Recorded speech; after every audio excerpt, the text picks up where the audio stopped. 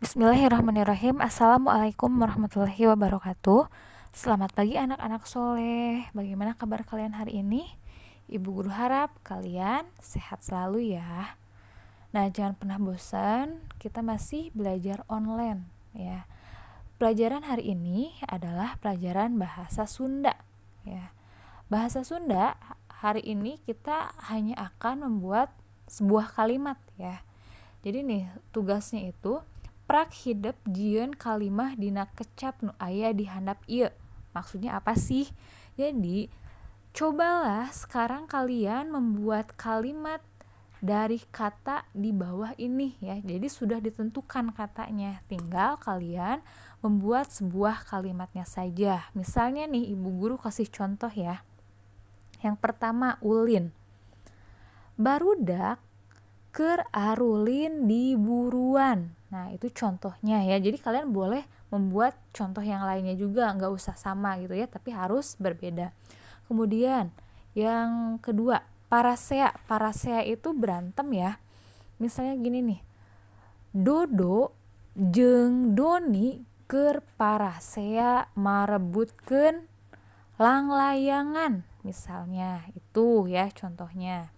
Kemudian yang nomor 3 jahil ya. Jahil itu sama aja dengan jahil ya.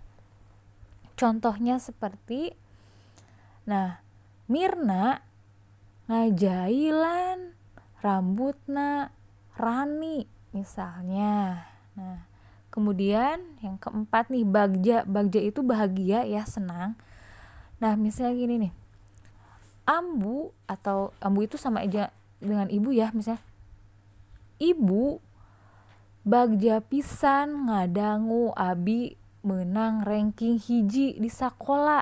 Nah itu contohnya. Sekarang nih yang nomor 5 akur ya. Nah misalnya contohnya untuk akur itu, nah Adi jeung Bani keur akur misalnya gitu. Atau misalnya gini, Bani kudu akur jeung Doni ulah hareureuy wae misalnya. Itu ya anak-anak contohnya.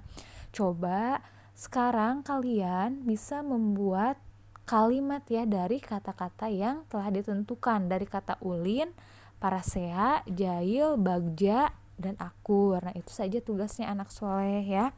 Selamat belajar dan selamat mengerjakan.